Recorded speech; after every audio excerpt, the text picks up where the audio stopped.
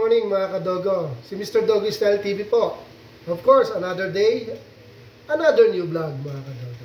So mga kadogo, meron po kasing nagtanong sa atin sa Facebook account ko, si Mr. and Mrs. Santos ng Mabalacan, Pampanga mga kadogo. Napapansin nila si Cotton, napakaganda at napaka-well-groomed daw. So, ano raw ang ginagamit naming shampoo or sabon para sa aming mga alagang aso? Mga kadogo, simple lang kasi ako sa mga alaga ko. No? Ang talagang ginagamit namin dito, yung puro pang-baby lang. Let's say, liquid baby soap, di ba? Or baby soap, pag ganun pera. Pero po, inuunahan po namin yun ng mga any brand na mga dog soap na anti-flea or anti-tick. Bago namin sila lagyan ng baby liquid soap or baby soap bago applyan. Tapos tsaka po namin i-rinse or babanlawan. Si Cotton talagang napakaganda nito dahil di ba nga, sabi ko po sa inyo, pine-prepare namin siya para sa upcoming menstruation niya. Malapit na po talagang maghito. Mukhang mauuna si Cotton. Kaya mga kadogo, kung nanonotice ninyo, tinatabi ko na uli sa kwarto si Cotton. Kasi po, kailangan ko obserbahan kung ano yung first day niya. Importante po kasi yan, di ba? So, ayan mga kadogo. Tingnan nyo gano'ng kaganda ang balahibo ni Cotton.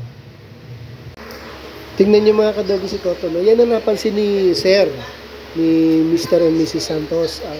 Bakit daw ganyan kaganda si Cotton lang? Kasi nga po, Sir, kagagaling niya lang sa shedding.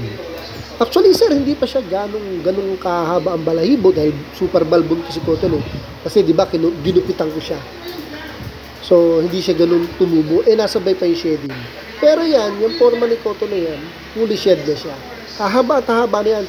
Talagang ano na siya, ready for ready for menstruation na. Yun lang po ang ginagamit ko, simple nga dog soap na may anti-flea. And yun nga, yung baby soap and baby liquid soap. Okay mga kadogo, nakita nyo, di ba? Sobrang ganda niya. Sobrang healthy. Hindi siya mataba eh. Healthy. Ibig sabihin, muscular, may laman, may konting fat. Solid talaga si Cotton yun kasi talagang pine-prepare ko yan. And mukhang siya talagang mauunang mag-hit this time. Si Pickles, parang ngayon pa lang siya matatapos mag-shed. Pangit pa nga ng coat niya ngayon eh. Si Cotton, fully shed na siya. Talagang ang ganda-ganda niya na ngayon talaga. I know, one of this day, talagang magkakaregla na to. Yun ang aming inaabangan. That's why, ayun, nasa kama ko yan lagi. Actually, hindi na sa kama. Sinasanay ko na siya sa sahig. Hindi ako nang pakitin sa kama, mga kadogo. Mas maganda doon na rin siya sa sahig, sa floor. Naka-tiles naman yun. And itong mga alaga namin, wala po itong garapata. Meron man to ilan-ilan lang.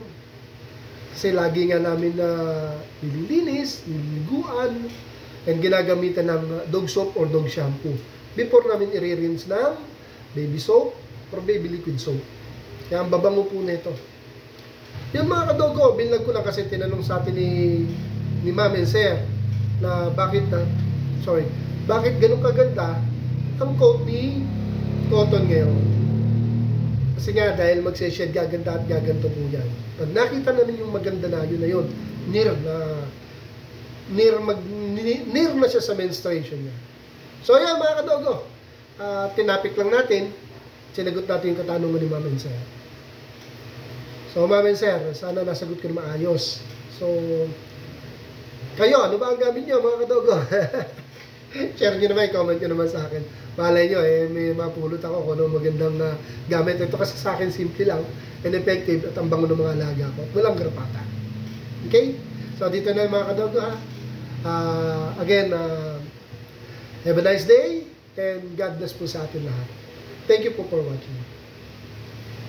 Thank you for watching.